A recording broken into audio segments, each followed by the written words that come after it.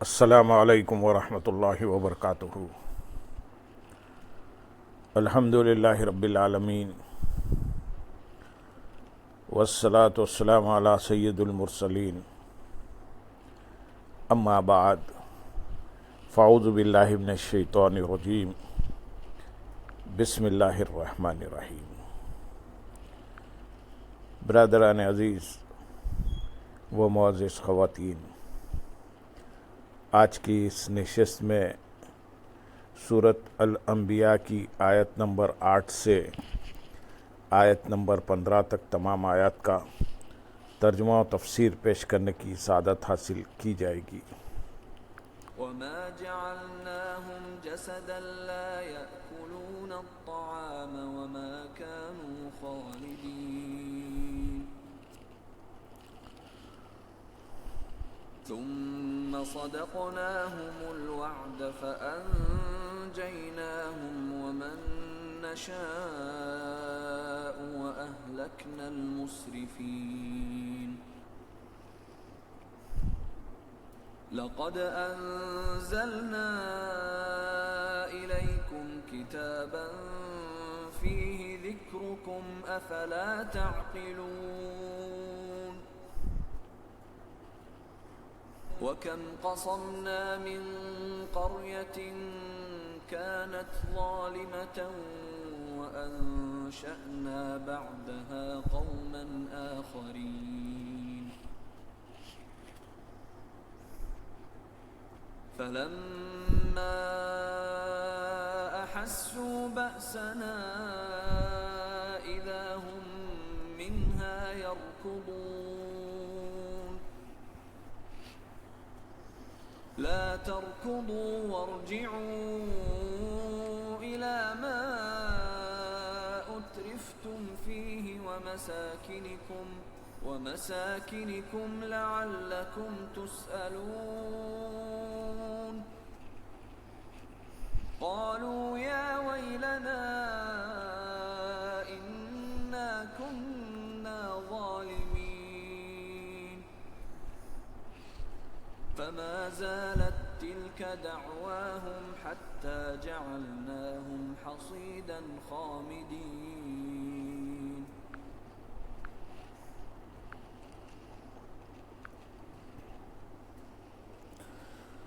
اور ہم نے انہیں کوئی ایسے بدن نہ بنایا تھا کہ وہ کھانا نہ کھائیں، اور نہ وہ دنیا میں ہمیشہ رہنے والے تھے۔ پھر ہم نے اپنا وعدہ انہیں سچا کر دکھایا، تو ہم نے انہیں اور جن کو چاہا نجات دی اور حد سے بڑھنے والوں کو ہلاک کر دیا، اور ہم نے انہیں خالی بدن نہ بنایا۔ کفار مکہ نے تاجدار رسالت صلی اللہ علیہ وسلم پر ایک اعتراض یہ کیا تھا کہ اس رسول کو کیا ہوا کہ یہ کھانا بھی کھاتا ہے، اور یہاں اس اعتراض کا جواب دیا گیا ہے۔ اس کا خلاصہ یہ ہے کہ اللہ تعالیٰ کا طریقہ یہی جاری ہے کہ اس نے گزشتہ زمانوں میں جتنے بھی رسول بھیجے، ان کے بدن ایسے نہیں بنائے تھے جو کھانے پینے سے بے نیاز ہوں، بلکہ ان کے بدن بھی ایسے ہی بنائے تھے جنہیں کھانے پینے کی حاجت ہو۔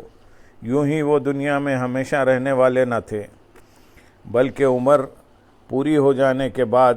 ان کی بھی وفات ہوئی۔ اور جب اللہ تعالیٰ کا طریقہ ہی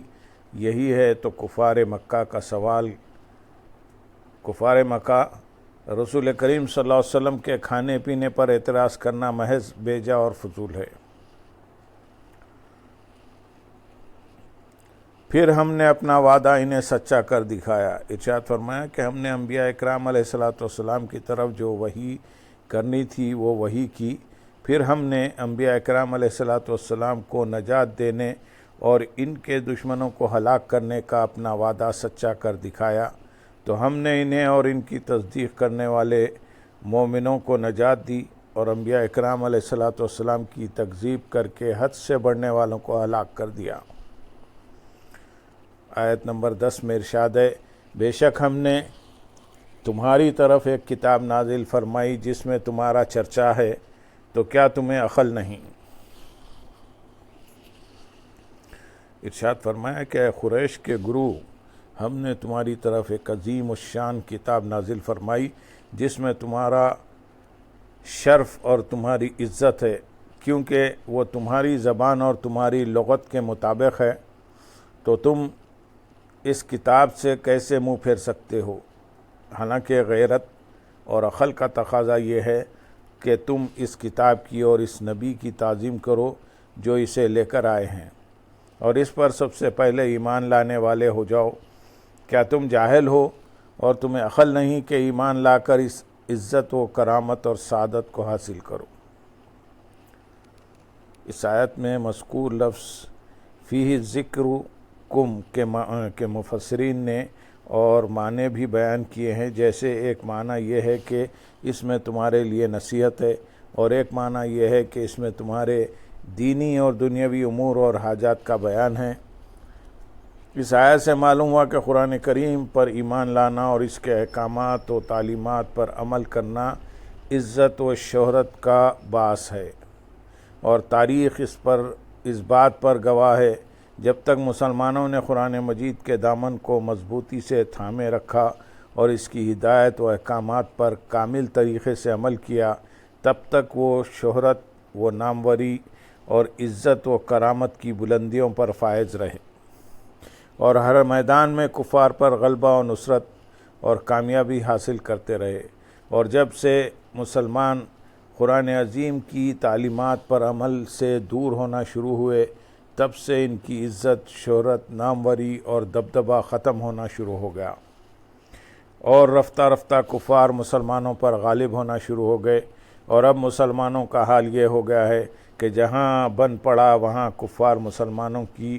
سرزمین پر قابض ہیں، اور جہاں نہیں بن پڑا وہاں مسلمانوں کی اقتصادیات، معاشیات اور در پردہ مسلمانوں کی ذہنیت، سوچ اور کلچر پر قابض ہیں، اور مسلم حکمرانوں کو اپنی انگلیوں کے اشاروں پر نچا رہے ہیں۔ کسی نے کیا خوب کہا ہے کہ وہ معزز تھے زمانے میں مسلمان ہو کر، اور ہم خوار ہوئے تاریک قرآن ہو کر۔ اور درس قرآن اگر ہم نے نہ بھلایا ہوتا، یہ زمانہ نہ زمانے نے دکھایا ہوتا۔ آیت نمبر 11 میں ارشاد ہے، اور کتنی ہی بستیاں ہم نے تباہ کر دیں جو ظلم کرنے والی تھیں، اور ان کے بعد ہم نے دوسری قوم پیدا کر دی۔ اور کتنی ہی بستیاں ہم نے تباہ کر دی۔ اس سے پہلی آیات میں کفار کی طرف سے حضور سید المرسلین صلی اللہ علیہ وسلم کی نبوت پر کیے گئے اعتراضات اور ان کے جوابات ذکر فرمائے گئے، اور یہاں سے اس امت کے کفار کو کفر نہ چھوڑنے اور ایمان نہ لانے پر اللہ تعالیٰ کے عذاب سے ڈرایا جا رہا ہے۔ گویا کہ اللہ تعالیٰ نے ارشاد فرمایا، اے کافرو، تم اپنے مال و دولت کی وسعت سے دھوکہ نہ کھاؤ، اور اپنے اموال و اولاد پر غرور نہ کرو، کیونکہ ہم نے بہت سی بستیوں کے کفار کو تباہ و برباد کر دیا، اور ان کے بعد ہم نے دوسری قوم پیدا کر دی، اور جو کچھ ان کافروں کے ساتھ ہوا وہ تمہارے ساتھ بھی ہو سکتا ہے۔ آیت نمبر 12 اور 13 میں ارشاد ہے، تو جب انہوں نے ہمارا عذاب پایا تو اچانک وہ اس سے بھاگنے لگے۔ بھاگو نہیں، اور ان آسائشوں کی طرف لوٹ آؤ جو تمہیں دی گئی تھی، اور اپنے مکانوں کی طرف لوٹ آؤ، شاید تم سے سوال کیا جائے۔ اس آیت اور اس کے بعد والی آیت کا خلاصہ یہ ہے کہ جب ان ظالموں نے اللہ تعالیٰ کا عذاب پایا تو اچانک وہ اس سے بھاگنے لگے۔ اس پر فرشتے کے ذریعے ان سے کہا گیا کہ تم بھاگو نہیں، اور ان آسائشوں کی طرف لوٹ آؤ جو تمہیں دی گئی تھی، اور اپنے ان مکانوں کی طرف لوٹ آؤ جن پر تم فخر کیا کرتے تھے، شاید لوگوں کی عادت کے مطابق تم سے تمہاری دنیا کے بارے میں سوال کیا جائے۔ بعض مفسرین فرماتے ہیں کہ ان آیات میں یمن کی سرزمین میں موجود ایک بستی میں رہنے والے لوگوں کا حال بیان ہوا ہے۔ اس بستی کا نام حصور یا حضور ہے۔ وہاں کے رہنے والے عرب تھے۔ انہوں نے اپنے نبی علیہ الصلاۃ والسلام کی تکذیب کی اور انہیں شہید کر دیا، تو اللہ تعالیٰ نے ان پر بخت نصر کو مسلط کر دیا۔ اس نے ان کے بعض لوگوں کو قتل کیا اور بعض کو گرفتار کر لیا۔ اس کا یہ عمل جاری رہا تو وہ لوگ بستی چھوڑ کر بھاگے۔ اس پر فرشتوں نے طنز کے طور پر ان سے کہا، تم بھاگو نہیں اور ان آسائشوں کی طرف لوٹو جو تمہیں دی گئی تھی، اور اپنے مکانوں کی طرف لوٹو، شاید تم سے سوال کیا جائے